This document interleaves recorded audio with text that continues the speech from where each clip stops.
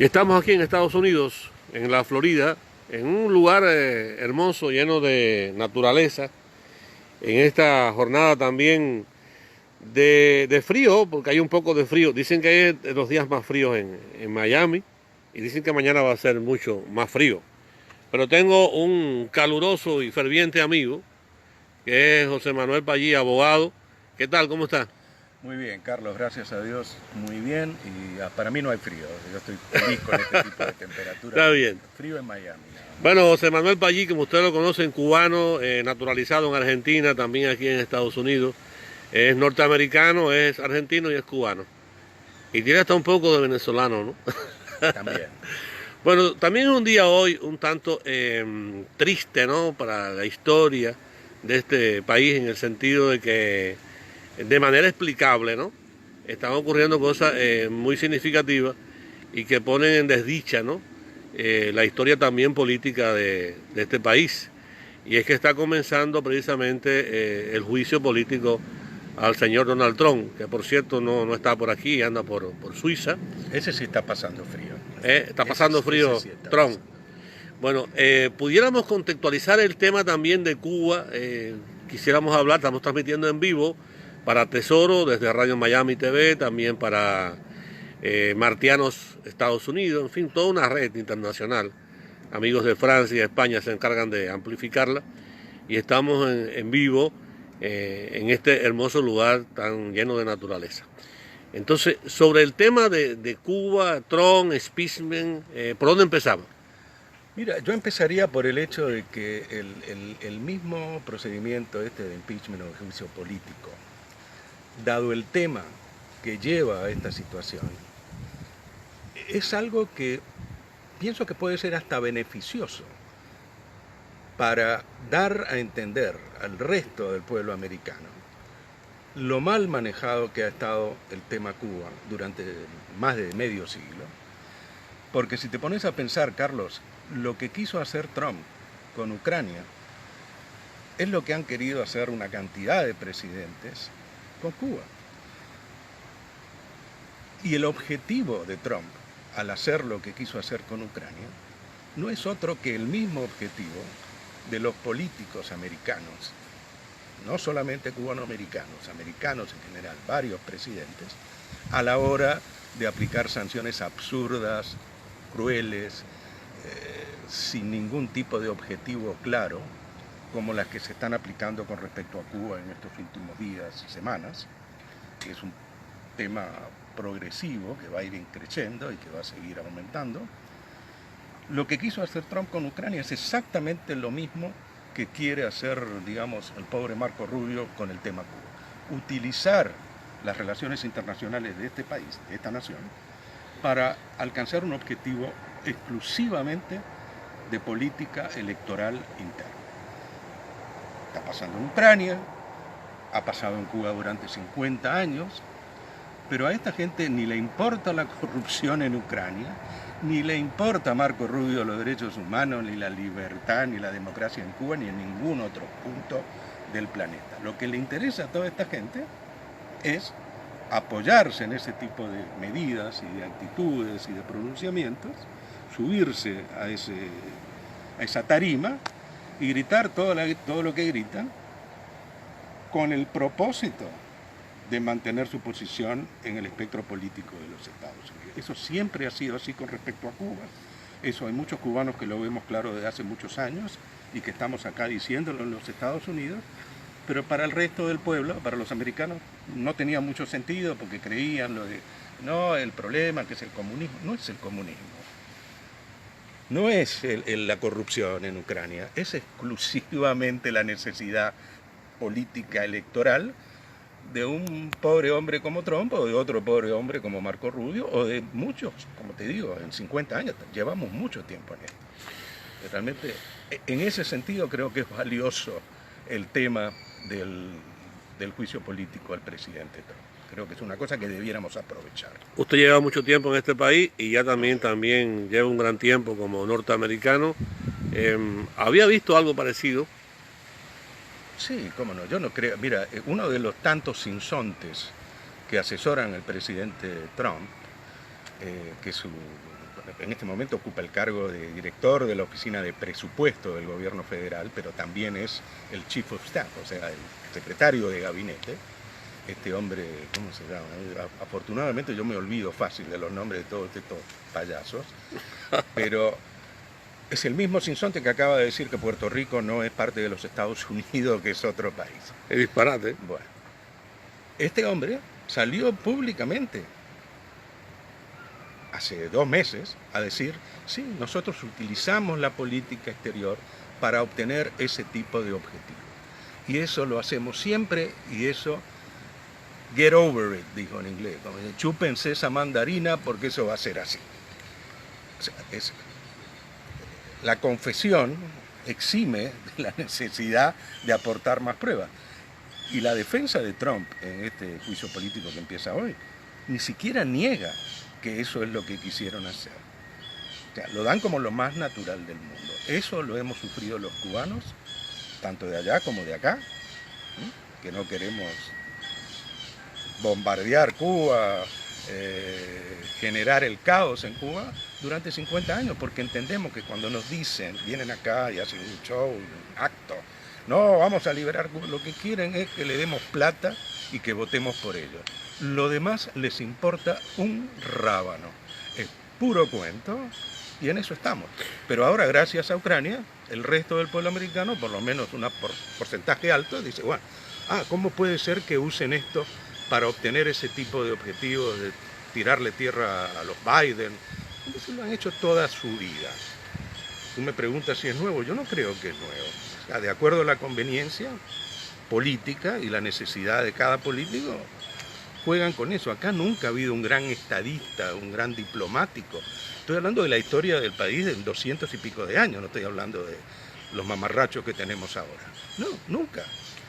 El único personaje realmente reconocido mundialmente en vida de la historia de los Estados Unidos, yo creo que fue Ben Franklin, que en Europa lo consideraban una luminaria, un filósofo, pero los demás, exclusivamente para consumo interno. O sea, el mundo le queda grande. Bueno, Abraham Lincoln también pudiera... Abraham Lincoln tiene sus cosas, Abraham Lincoln hizo un gran trabajo, tuvo un gran valor, o sea, un tipo que no lo vas a ver nunca en el Senado hoy, sí. Porque los senadores hoy, los únicos, cuando te hablan de checks and balances, el único check que le interesa a los políticos americanos es el que reciben como donativo de campaña. Y el único balance es el balance de su cuenta de campaña política en el banco. Lincoln tuvo el coraje y el valor que no tuvieron otros políticos. Yo no creo que Harry Truman haya tirado 2 bombas atómicas sobre Japón por un interés político. Lo hizo porque pensó que era lo que había que hacer en ese momento. Y los republicanos le cayeron a palos por haber hecho eso, porque les convenía políticamente en el año 45 tomar ese tipo de posición. Bueno, estamos transmitiendo en vivo. El tema de Cuba está en la palestra de nuevo. Tengo que volver a preguntarte porque hoy en la isla se viven momentos diferentes a hace unos meses atrás, incluso cuando la era de Obama, ¿no? Porque existe también una especie de obamafobia que tiene Donald Trump. Todo lo que le huele a Obama tampoco le agrada. Y lo cierto es que en los últimos días se han quitado todos los vuelos charter hacia las distintas provincias de Cuba. Quería oír tu opinión como cubano, ¿no? También como norteamericano. Mira, eso es una consecuencia de años de hacer el mismo tipo de tonterías, pretendiendo que el efecto que tengan sea distinto del que ha tenido durante 50 años. Esto no va a cambiar nada, pero va a perjudicar y va a maltratar a un montón de gente, que por supuesto no son parte del constituency, como llaman acá, del electorado de un Marco Rubio, por ejemplo, que está al frente de este tipo de medidas. Entonces no les importa. Si votaran sería otra cosa. Pero a mí me parece un horror, pero es un horror que está enmarcado también en una realidad que, por ejemplo, yo viví hace muchos años, en el año 2003, cuando el presidente Bush, hijo, tenía la necesidad de reelegirse e impuso una serie de sanciones absolutamente arbitrarias, injustas, éticamente injustificables. ¿Te acordás cuando no le dejaban a los cubanos que podíamos viajar a Cuba, ir a Cuba más de una vez cada 3 años? aunque tuvieras a tu madre enferma, aunque se te muriera un familiar, aunque tuvieras la emergencia que tuvieras. Cuando se toman esas decisiones, yo me acuerdo, habíamos creado una organización que se llamaba el US Cuba Legal Forum, United States Cuba Legal Forum, con un par de amigos. Hicimos un acto el 20 de mayo, debe haber sido en el 2003 o 2004, no me acuerdo, en el cual dos de ellos tenían que hacer una presentación explicando, bueno, qué podemos hacer frente a estas medidas que son obviamente avasallantes de los derechos humanos de los cubanos que quieren ir a Cuba y que pueden ir. ¿Por qué no pueden ir todos los días si quieren y nada más que una vez cada 3 años? Y la conclusión a la que llegaron estos colegas míos, que no lo estoy diciendo por criticarlo, ni mucho menos, porque esa es la actitud del abogado americano promedio, es: no se puede hacer absolutamente nada. Esto será una barbaridad, será un avasallamiento de los derechos humanos, será lo que sea. Pero hay fallos, hay sentencias del Tribunal Supremo que dicen que el Poder Ejecutivo en este tipo de cosas tiene canilla libre, pista abierta, puede hacer lo que le dé la gana y que no podemos hacer nada. Si nosotros quisiéramos interponer una reclamación ante un tribunal, bueno, la podemos iniciar, pero sabemos que vamos a perder, porque esa es una facultad exclusiva del Poder Ejecutivo el manejar las relaciones internacionales. Como en realidad esto no es un tema de relaciones internacionales, como en realidad lo que perseguían esas medidas entonces, como ahora, es sencillamente levantar la figura de un politiquillo de Morondanga de aquí, frente a su público, pues mira, el argumento sigue siendo el mismo, es política internacional. Y no se puede hacer nada para contrarrestar la autoridad del Poder Ejecutivo a la hora de tomar ese tipo de decisión. Para mí como abogado no te imaginarás lo frustrante que es eso. Y te diría que ese fue el día que dije, no, acá lo del US Cuba Legal Forum no va ni para atrás ni para adelante. ¿Su familia original en Cuba está en La Habana o en una parte más oriental de Cuba? Yo no tengo ya familia original, pero tengo primos de mis padres, o sea, primos segundos míos. ¿Y dónde vive? En La Habana, vive en La Habana. Bueno, supongamos que usted fuera a ir a ver a sus primos y que le impongan ir hasta Guantánamo. ¿Qué piensa? No, bueno, también lo he hecho antes, porque he viajado por Cuba y en automóvil, ¿viste? O sea, no... Sí, pero el costo se multiplica. No, pero es que independientemente del costo, es una arbitrariedad. Es una cosa que no tiene ni pies ni cabeza en un sistema jurídico que, además de respetar las facultades del presidente o del Poder Ejecutivo en materia de relaciones internacionales, te pudiera dar margen por lo menos para pensar, pero esto es justo, esto es bueno, esto a quién favorece. El caso de Venezuela es el mismo. Los venezolanos están teniendo que viajar a Miami porque los aviones americanos, las compañías americanas no pueden volar a Venezuela, haciendo una parada en Santo Domingo o en Panamá, no sé dónde, y se pasan por ahí en un vuelo que son normalmente menos de 3 horas, se pasan 8, 10, 12 horas para llegar a Miami o a Nueva York o a Estados Unidos. Increíble. ¿A quién beneficia eso?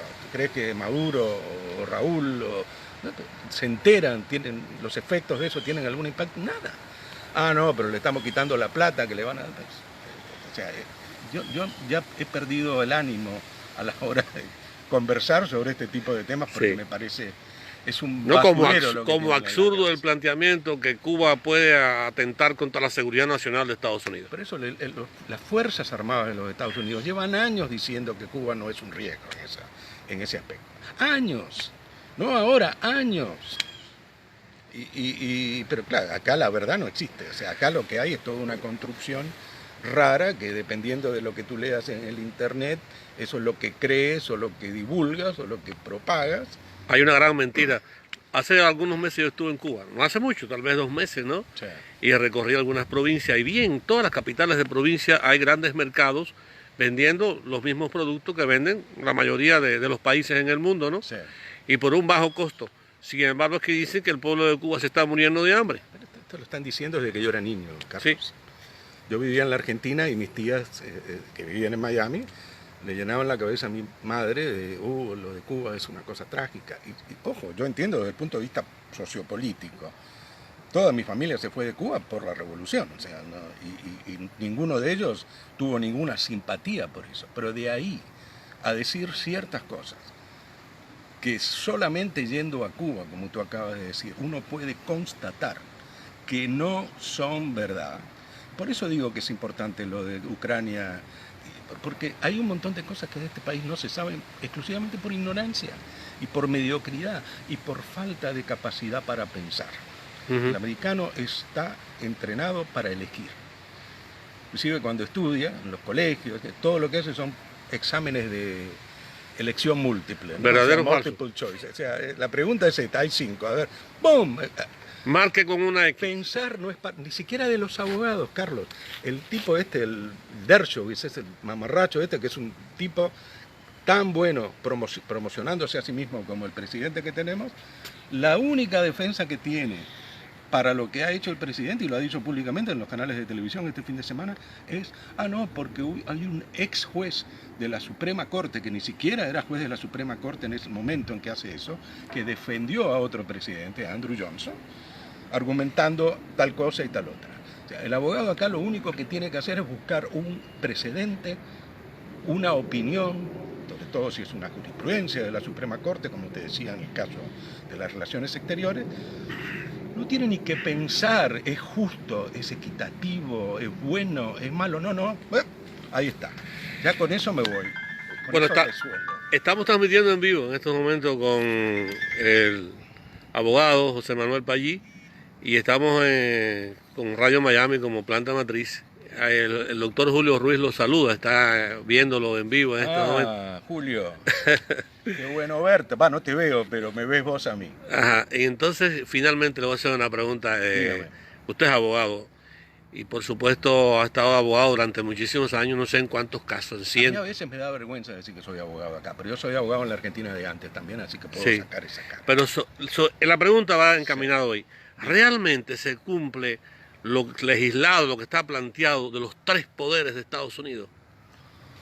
Te repito, creo que te lo contesté antes ya. Sí. Eso se llama el control recíproco de los poderes.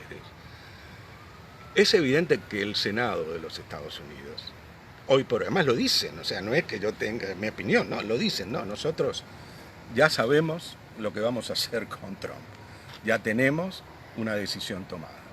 Esto no es un juicio como si fuera una corte de justicia, sino un juicio político.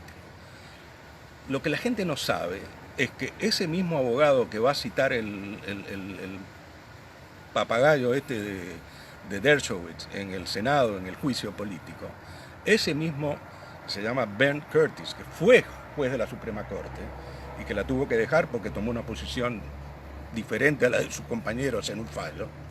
Cuando defiende a Andrew Johnson como presidente, lo que logra es convencer al Senado que el impeachment o el juicio político es un juicio como cualquier otro juicio en una corte de justicia y no un juicio político. Sin embargo, tenemos un mameluco como el presidente del Senado que dice todo lo contrario. Tenemos otros mamelucos como Lindsey Graham, como Ted Cruz, que son abogados, porque acá todo es el drama mío, por eso te digo que a veces me da pena decir que soy abogado. En el Congreso todo lo que hay son abogados. Todo lo que hay son abogados. Y ese es el drama de este país. Esa gente, como sabe que el resto de la gente no sabe nada, te dicen cualquier cosa. O sea, el argumento que va a usar Dershowitz, al decir, eso no es un juicio, esto es un juicio político, no es un juicio como un tribunal común cualquiera, criminal. Es la inversa de lo que hizo Ben Curtis cuando defendió a Andrew Johnson como parte de su equipo en el impeachment que le quisieron hacer a Andrew. Una subpregunta, porque ahora le han dado 24 horas a los demócratas, 24, se van a meter alrededor de 12 horas cada jornada, esto para que la gente no vea la televisión por la noche. O sea, yo no lo voy a ver, a mí no me interesa para nada eso. Tengo a Elena Freire en línea, le mando un saludo. Gracias, a Elena, ¿cómo estás?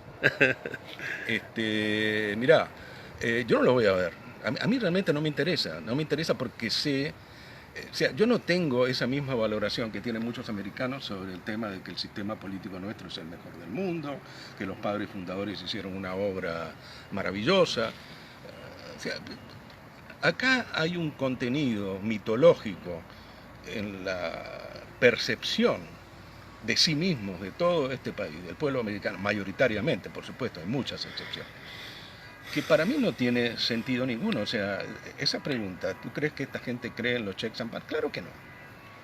Claro que no creen.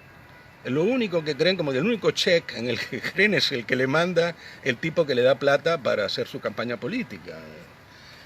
Es obvio, es evidente, o sea, no hay más que eso. Y esta gente ni siquiera piensa a veces en las consecuencias de muchas de las cosas que hace. Bueno, muchísimas gracias, querido abogado y amigo. Usted es abogado siempre, argentino, cubano, nacido por supuesto en las entrañas de Cuba, como cualquier cubano. Después vivió como latinoamericano en Argentina y como ciudadano del mundo también vive en Estados Unidos y es norteamericano. Y no sé si te quedaría algo por decir. Hay muchos amigos viéndote en vivo ahora, no solamente aquí en Estados Unidos, sino también en Europa. Muchos saludos, estoy muy pendiente también de lo que pasa en España, en Francia, con todo este tipo de problemas con la reforma del sistema previsional y demás. Tengo parientes en París, como tú sabes. Ajá.